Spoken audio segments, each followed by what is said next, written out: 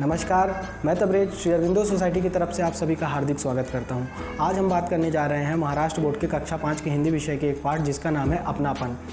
आज हम इस पाठ को बताते हुए प्रयोग करने जा रहे हैं इनोवेटिव पाठशाला लेसन प्लान के अंतर्गत प्रयुक्त नवाचार प्रश्न बैंक का। तो आइए इसके सार को समझते हैं। प्रस्तुत पाठ दोस्ती में मिले अपनापन के रिश्ते पर आधारित है। तो आइए इसकी नवीनता और उपयोगिता समझते हैं।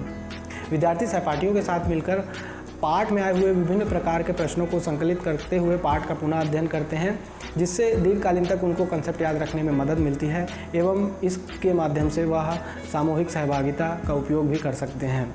तो ये थे नवीनता और उपयोगिता। आइए इस नवाचार का क्रियान्वयन समझते हैं। इस नवाचार के माध्यम से जिस कंसेप्ट का पुनः अध्ययन किया जाता है वह है समानार्थी शब्द, विलोम शब्द, असंबद्ध शब्द, शब्दावली, कठिन शब्द एवं वाक्य निर्माण का। तो इसके लिए कोई विशेष पूर्व प्रबंध करने की आवश्यकता नहीं होती शिक्षकों को। शिक्षक इस गतिविधि के क्रियान्वयन से पहले बच्चों को 7 समूह में विभाजित कर देते हैं और प्रत्येक समूह का एक प्रतिनिधि निर्धारित कर दिया जाता है। अब शिक्षक बोलते हैं कि आप सभी को अपने पढ़ाए गए पाठ में से प्रश्न को तैयार करके लाना है। उसके बाद हर प्रतिनिधि अपने अपने समूह के बच्चों का प्रश्न लेकर एक प्रश्न बैंक एक एक तैयार करते हैं। उसके बाद तैयार किए गए प्रश्न बैंक को सारे प्रतिनिधि आपस में साझा करते हैं और उसके उपरांत वो एक नया प्रश्न बैंक बनाते हैं।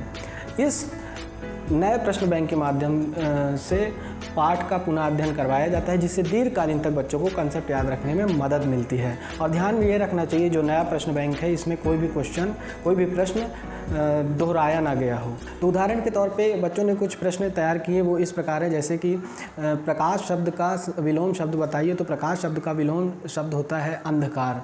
इसी प्रकार अगला प्रश्न है निवृत्ति शब्द का अर्थ बताइए। तो निवृत्ति शब्द का जो अर्थ होता है वह है वापस आना या लौटना।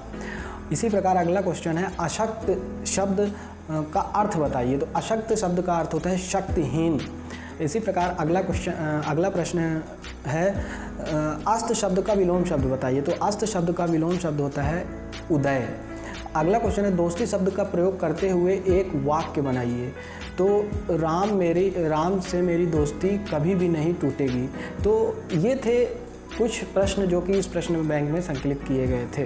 तो इस प्रकार से बच्चों को पाठ का पुनः अध्ययन करवाया जाता है और जिससे दीर्घकालीन तक बच्चे कंसेप्ट का याद रखने में मदद होती है बच्चों को। तो आइए जानते हैं कि इस नवाचार के माध्यम से कौन कौन से सीखने के प्रतिफल प्राप्त होते हैं। पहला, सुनी एवं पढ़ी रचनाओं की विषय वस्तु के बारे में बच्चे बातचीत करते हैं, तर्क देते हैं एवं निष्कर्ष निकालते हैं। दूसरा, बच्चे अपरिचित शब्दों से परिचित होते हैं एवं उनको शब्दकोश से खोजते हैं। तीसरा, बच्चे भाषा की बारीकियों को समझते हैं एवं अपनी खुद की भाषा निर्मित करते हैं। तो ये थे सीखने के प्रतिफल। आइए जानते हैं कि शिक्षकों के लिए कुछ विशेष निर्देश दिए गए हैं इस गतिविधि के क्रियान्वयन के दौरान, वो क्या है। तो पहला, इस गतिविधि का क्रियान्वयन निर्धारित माह पर करवाया जाना चाहिए। दूसरा, नवाचार की अवधि शिक्षकों के लिए 20 मिनट निर्धारित की गई है। शिक्षक इसे अपने अनुसार बढ़ा या घटा भी सकते हैं। तीसरा, नवाचार क्रियान्वयन की अवधि का निर्धारण 30:1 के अनुपात को आधार मानकर किया गया है। मतलब 30 विद्यार्थी हैं तो उनके बीच में एक शिक्षक होना अनिवार्य है। तो ये था शिक्षकों के लिए कुछ विशेष निर्देश।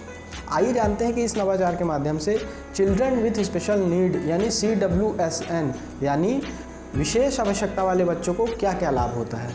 तो पहला, यह गतिविधि विशेष आवश्यकता वाले बच्चों को प्रत्यक्ष रूप से तो प्रभावित नहीं करती, लेकिन वे अन्य बच्चों को सुनकर अप्रत्यक्ष रूप से चर्चा में भागीदारी ले सकते हैं। विशेष आवश्यकता वाले बच्चे प्रश्न एवं उत्तर लिखने में तो सक्षम नहीं होते, लेकिन अन्य बच्चों को सुनकर वह अप्रत्यक्ष रूप से अपने ज्ञान कंसेप्ट के बारे में अपने ज्ञान में वृद्धि कर सकते हैं। ऑस्टिन से पीड़ित बच्चों को सृजनात्मकता प्रदर्शित करने के लिए एक बेहतर मंच प्रदान करती है गतिविधि। तो ये थे CWSN यानी चिल्ड्रन विथ स्पेशल नीड वाले बच्चों को इस नवाचार के माध्यम से लाभ। तो हम उम्मीद करते हैं कि आपको हमारा ये इनोवेटिव पाठशाला लेसन प्लान के अंतर्गत प्रयुक्त नवाचार प्रश्न बैंक बहुत अच्छा लगा होगा और हम ये आशा करते हैं कि आप इसको अपने विद्यालय में ज़रूर क्रियान्वित करवाएंगे। हम आपसे अनुरोध करते हैं कि आप हमारे ZIIEI यूट्यूब चैनल को सब्सक्राइब कीजिए ऐसे और भी रोचक वीडियो देखने के लिए। और यदि ये वीडियो आप हमारे ZIIEI फेसबुक चैनल के माध्यम से देख रहे हैं तो हमारे फेसबुक चैनल को लाइक कीजिए।